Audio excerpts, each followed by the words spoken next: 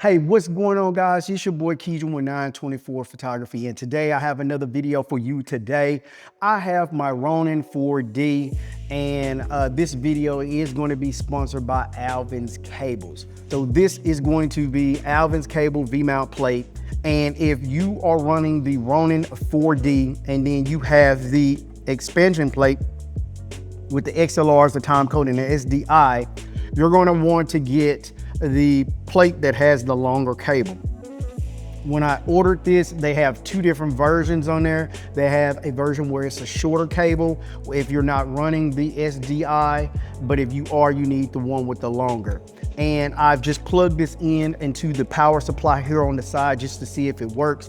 And this is going to take precedence over anything else that's on the actual Ronin 4D. What I mean by that is, if I was to just have a cable like this to run like an external Vmount battery over here and plug it into the power source, then once this is plugged into the power source, it's gonna take the Vmount first. And then if I kept my Ronin 4D batteries on there, I could hot swap these batteries. So meaning if I had a D-tap, a cable like this to a D-tap, I could plug that in, run a Vmount like on a pole or wherever the case may be. And if you're running long periods of time with your Ronin 4D, you can literally hot swap these batteries, and either one of them. You can either hot swap the batteries, because when you take this out, it goes straight to this one as long as it's in.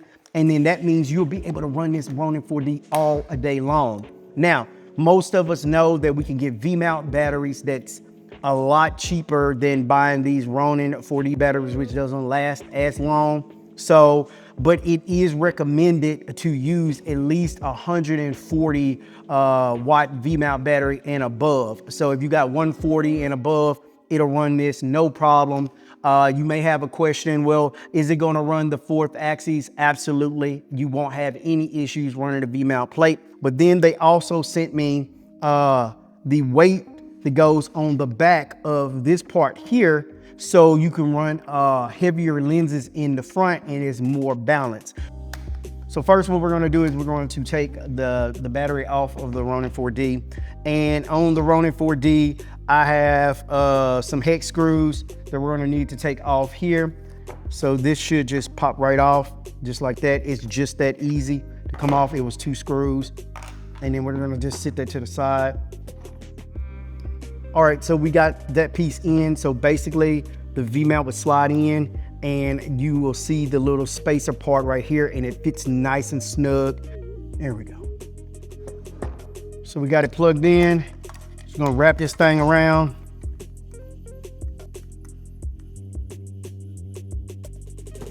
I plugged this in first and then I put the plate on there. You could probably do it a different way, but it was just easier to do it that way. Let's take that black piece off.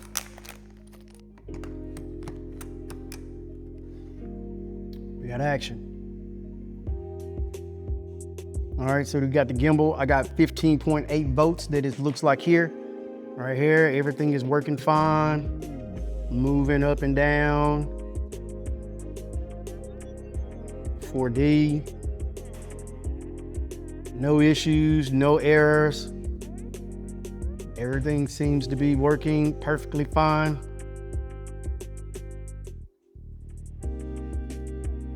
Yep.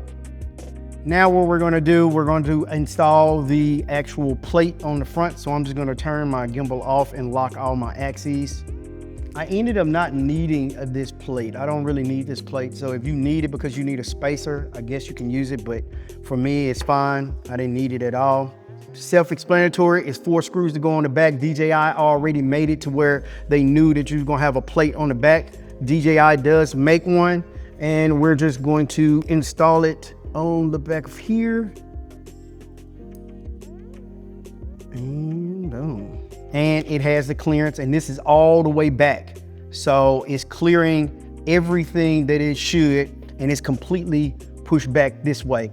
You just loosen this up and you push the plate forward, and then you just push it back until it floats. And then you lock it down. And then we're gonna do an in-camera calibration So we'll know that it's completely balanced, and we're gonna check it out.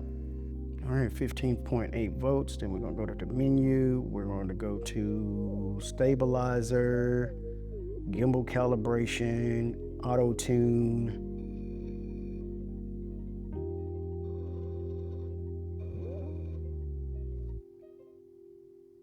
It's complete.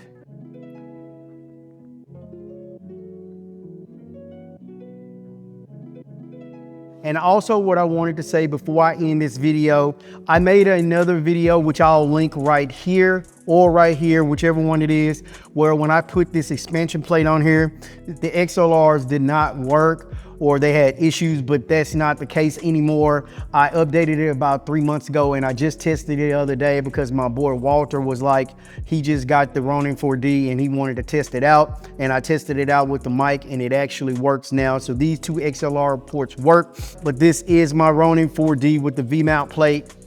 And I hope you like that video. So I want to thank Alvin'S Cable for sponsoring this video. And if you got any questions, definitely comment down below. And I want to see y'all in my next video. Peace.